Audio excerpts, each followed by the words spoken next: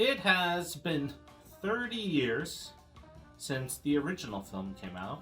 And I don't know if you have a love-hate relationship with Tom Cruise, but you gotta admit, the guy is a crazy SOB, and he puts out some good films.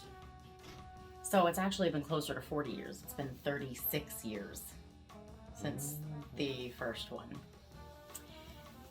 Welcome to another episode of the Popcorn Confessional, and this is Dave from Nerdbox, and I'm accompanied by my wife Jenn, also from Nerdbox. And on this episode, we are talking about Top Gun Maverick. So fire up that Jiffy Pop and meet us in the booth.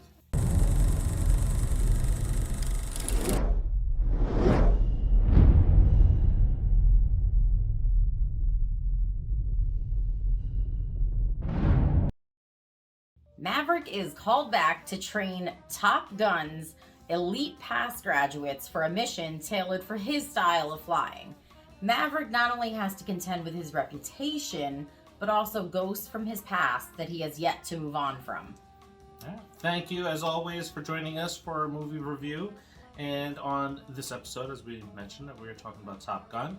And as always, or recently, don't forget to like this video. The more likes it gets, the broader the audience, and it helps us shine light on other things that are coming. So you'll have recently seen Don and Jean met with Brandon E. Brooks, and he talks about the struggles and the work you have to put into becoming a filmmaker. So go check that out. And also upcoming soon, we have another season of 5 Things. So be on the lookout for that. Now,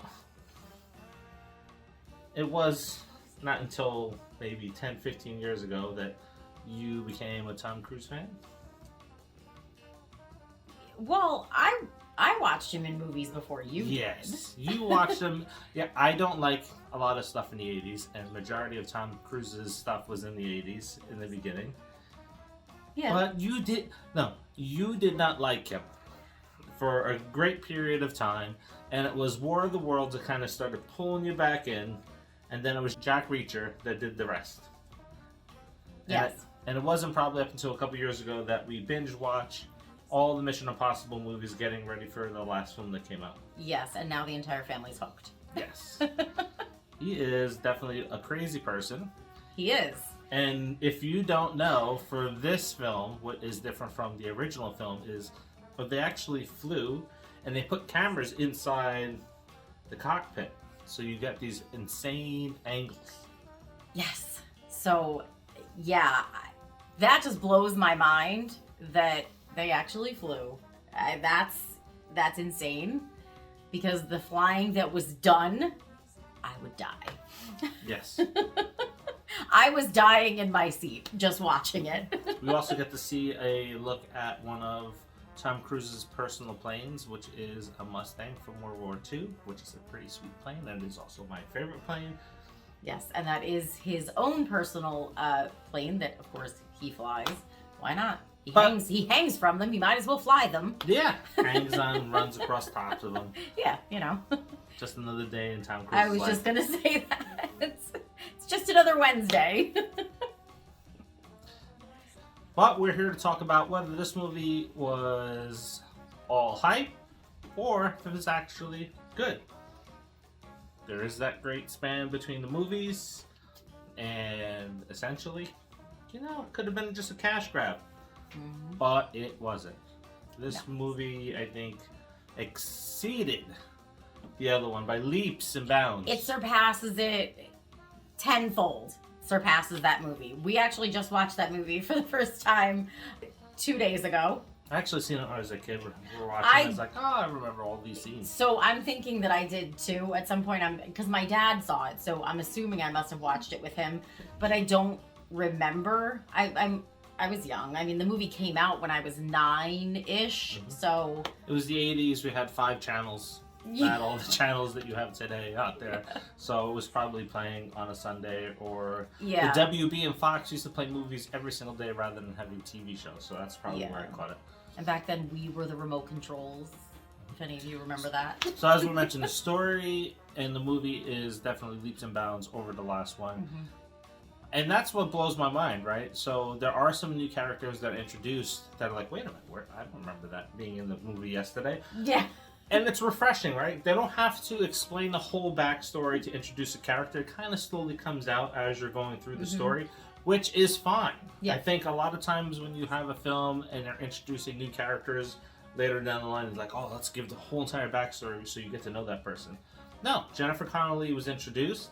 You're like, And then as the story plays out over the course of the movie, it's not a sappy love story like we saw in the original movie, because they had to go and reshoot scenes because they said it was too actiony. But this film, it just fit. It was a great compliment to the entire story and Tom Cruise's character. Maverick is dealing with the issues that happened 30 years ago with Goose. And I would imagine that most people that have that close relationship with a person and their family, sometimes they can't get over it. So you get to see that play out a little bit, especially because there's some conflict with him and Goose's son in this movie. Yeah, and I mean, the whole thing with Jennifer Connelly's character is, it literally took about 10 minutes to tell her backstory. In bits and pieces. Yes. Over the course of the entire movie, you found out kind of where she fit in and what the whole story was, and that was fine. She was in the movie the entire time, but we didn't just spend a whole chunk of time focusing on her. This is what I like about movies when they tell the story correctly, right? They're not picturing you as an audience member that, oh man, we got to quickly catch them up so that they understand what's going on. They're dropping you into somebody's life, in this case, Maverick's life. Yeah. Things have occurred between the two movies, and it's just playing out when he returns back to Top Gun. Yeah. You don't need to explain it. It'll slowly come out as almost like a normal conversation. Absolutely. Yeah. Yeah, so this one, the action was very good. It was. The conflict and chemistry between the cast was excellent. Absolutely. And there was a lot of like cheers and claps from the people in the theater. So that's always a good thing. I like when they do that. Yeah. You have that interaction. Yeah, as we've said before, when it comes to certain movies like Sonic, Yeah. when you go to a movie, this is what it's all about. It's about that atmosphere, and you typically get it with the bigger movies when they first come out, and you have those early screenings where everybody's going there for the love of that movie, and they're not going to get pissed off if somebody yells or claps. Exactly. Unless they're doing too much, and then my friend Brian yells out, "No, shut the flub up."